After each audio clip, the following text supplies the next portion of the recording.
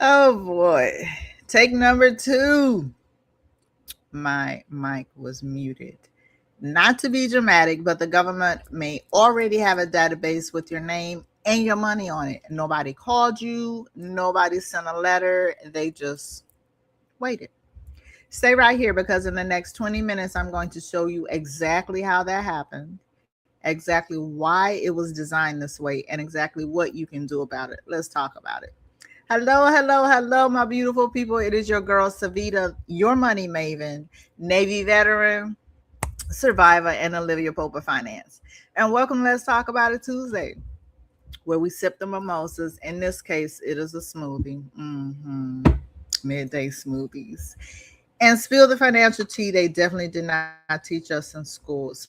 So if you're new here, welcome. My name is Savita, the Olivia Pope of Finance. I teach how money works and I fix the money situations nobody explains, everybody avoids.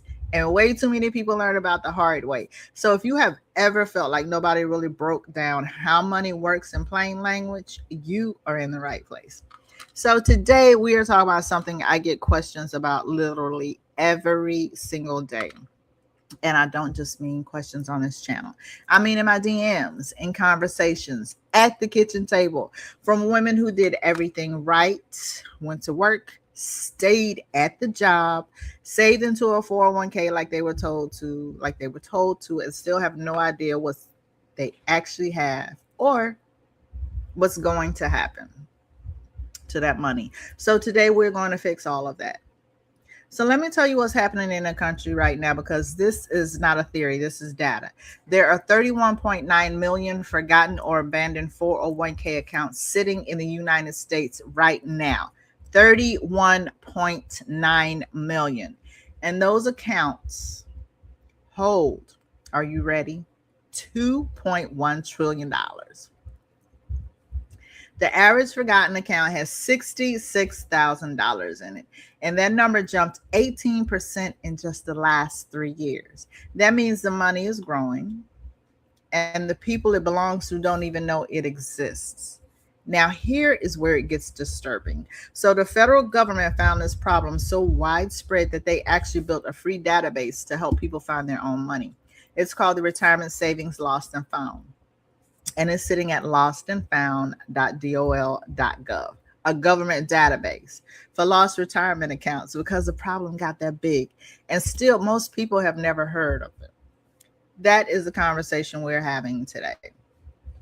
Now, I need to tell you something that most financial professionals won't say directly. The 401k was never designed to be your retirement plan. I say what I said.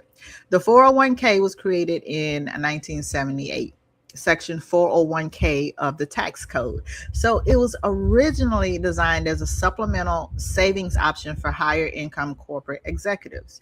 It was not designed for working families. It was not designed for women who changed jobs every few years. It was not designed for people who got laid off, go through a divorce, or take time out of the workforce to raise children. But somewhere along the way, corporations figured out if they shifted retirement responsibility from pensions, which they had to fund and guarantee, to 401ks, which employees fund themselves, they could save billions. And so the pension quietly disappeared and the 401k became the plan. Except nobody taught us how it actually worked. Nobody explained that every dollar you put in pre-tax is a dollar you haven't paid taxes on yet. The IRS is not giving you free money, they are giving you a delay. They are giving you a delay. And when you retire, they are going to come and collect at whatever tax rate exists at that time. Now, the IRS just raised a contribution limit to $24,500 this year, and people are celebrating. I need you to understand what they're actually celebrating. So they are celebrating the opportunity to put more money into an account the government gets to tax in the future at a rate they have not set yet. That is not a gift. That is a layaway plan for the IRS. And the people who don't understand that, the people who just keep contributing without a strategy are the ones who are retiring now, scared. Retirement confidence just hit a 10 low high, a 10-year low. Listen to me. Retirement confidence just hit a 10-year low. Only 73% of retired workers say they believe they have enough money to live comfortably. That is the lowest number that's the lowest it has been in a decade. And the ones who think Social Security is going to save them, Social Security benefits have lost nearly 14% of their buying power since 2016. So the average check would need to go up almost $300 a month just to get back to where it was 10 years ago. So let me make sure we are on the same page. So the 401k has a tax problem. Social Security has a purchasing power problem. And most Americans have a strategy problem because nobody ever sat them down and explained how any of this actually worked.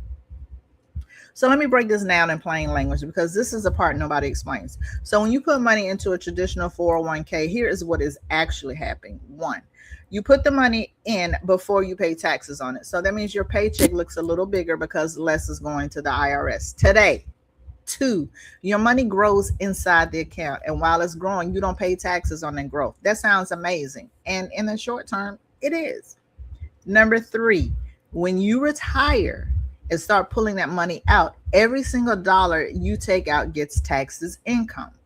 So if you pull out $40,000 to live on in retirement, the IRS treats that $40,000 like you earned it at a job.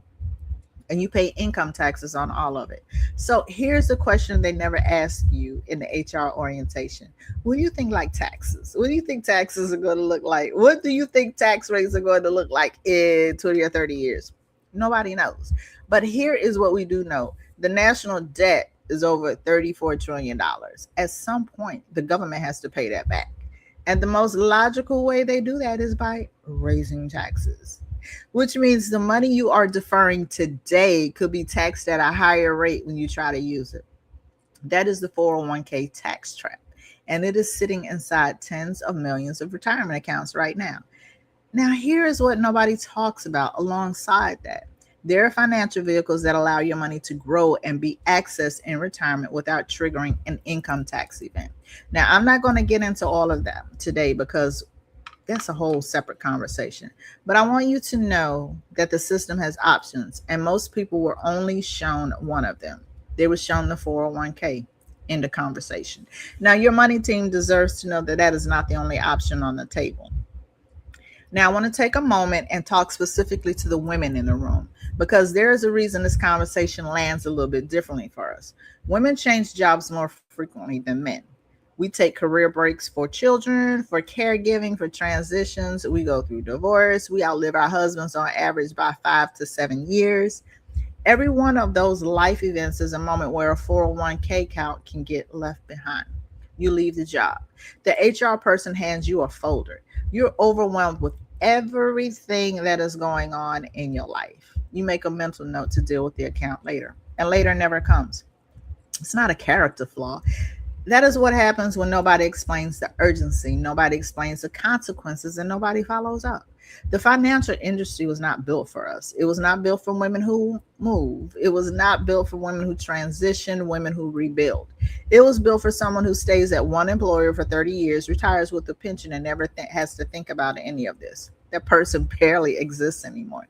And yet, that's what the system is built around. So here's what I want you to understand. The fact that you were not taught this is not an accident. Financial exclusion of communities that were already underserved was not an oversight. It was a design choice.